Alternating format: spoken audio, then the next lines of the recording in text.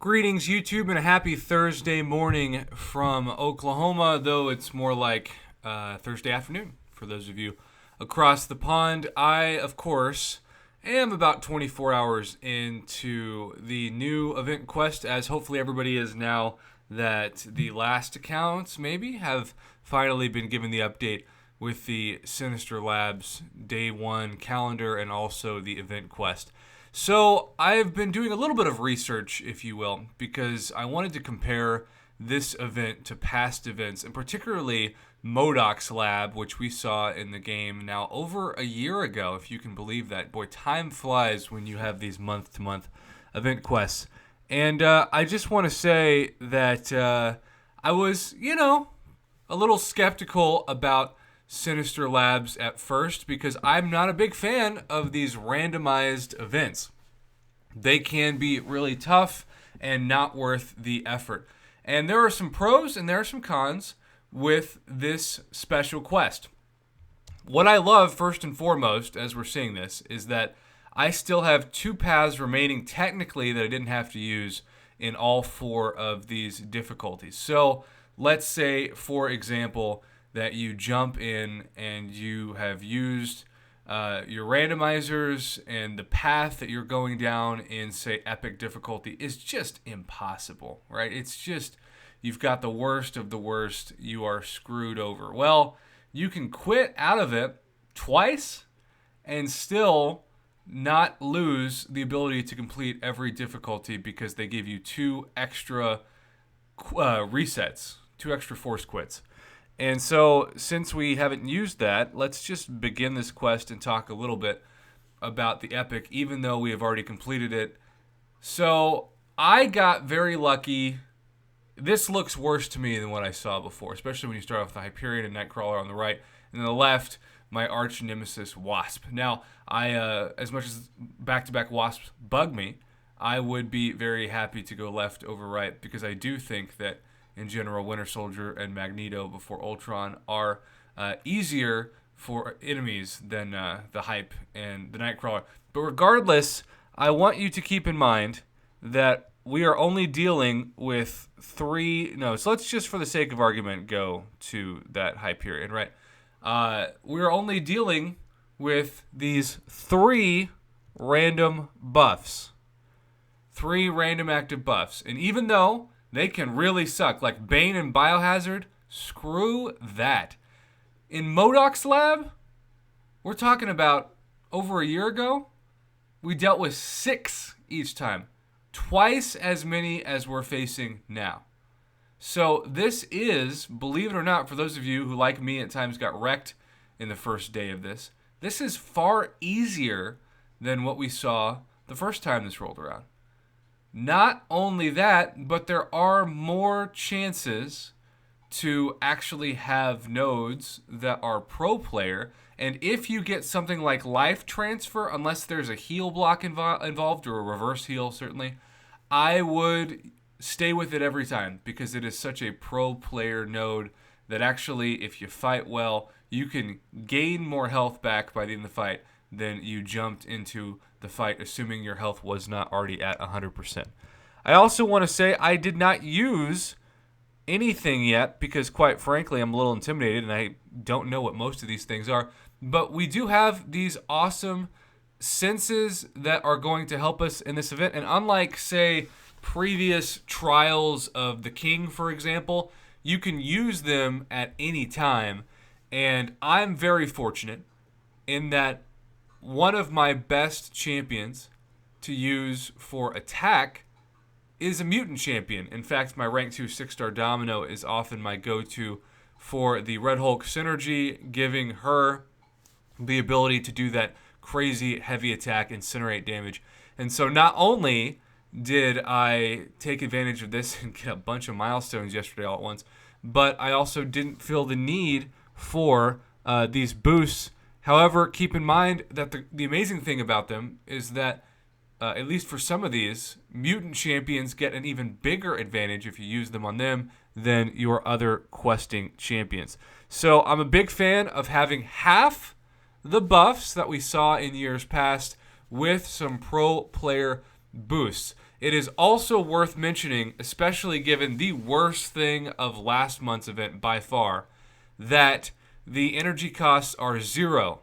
So you don't have to worry about using any energy for the special quest. That's huge. And you combine that with this trial run of 5 minutes per energy instead of 6. And you're just able to do more in the time allotted. And yes, I know after this week, this is going to be a quote-unquote pay-to-play convenience. And that is really frustrating to people who can't afford the $10 introductory price a month. But at the same time, it's worth noting that the energy is free. Now, let's talk about a couple of criticisms, the cons, if you will, that I have with this month event. I think the Master Rewards, in some cases, are actually better than the Epic.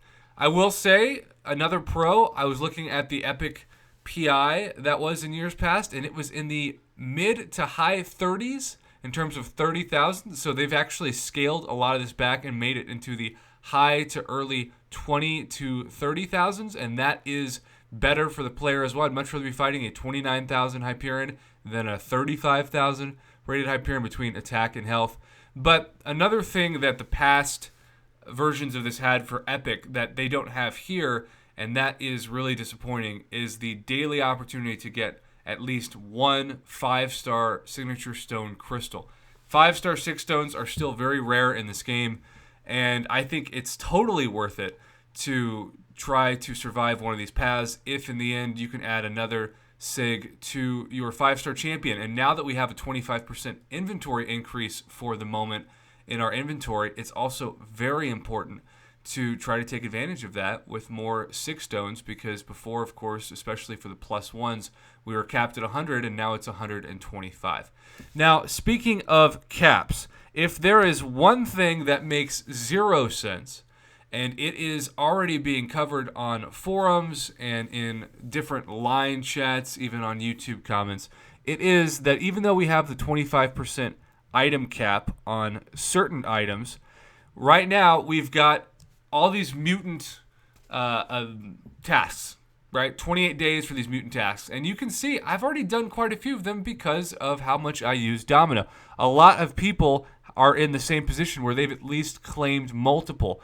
But because Kabam did not change their inventory cap rules for the randomizers, you can see we've got all these nice caps increased. But when we scroll down, one of the things that we haven't seen is an increase on the 8 out of 8 buff randomizer. Now, this is fine if they were smart and actually gave us until the end of the month to use them, since the monthly event, and you can only use them for this lap, right? It's not like you can carry them over into next month's quest.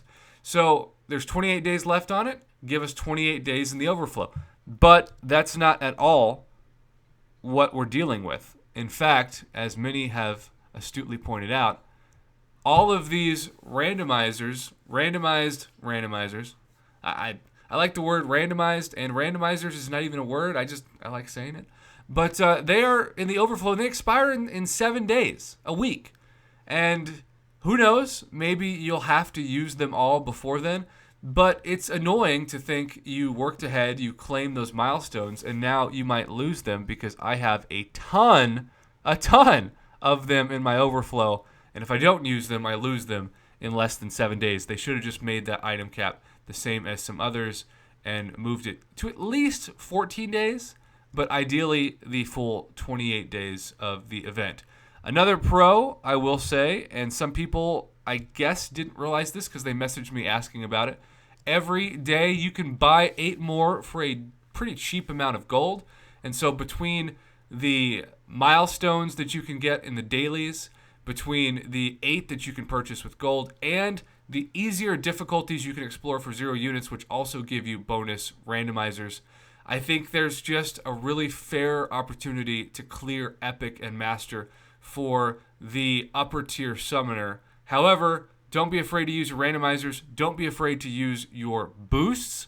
And you've got 2 forced quits. It's the same thing I tell my students when they have 2 unexcused absences in the semester. You can use them if you want. They're there for you, but you don't have to. So overall, this event is way better than Modoks Lab in terms of difficulty and half the number of buffs, which is why we're seeing enemies in the 29,000 PI instead of the 39,000.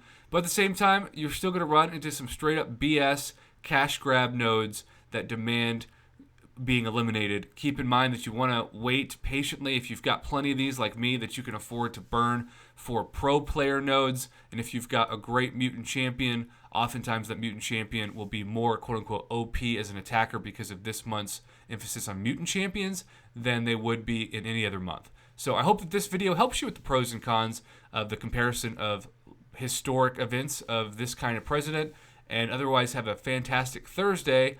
Good luck in all events in the game, from the new content to, of course, this new special event quest.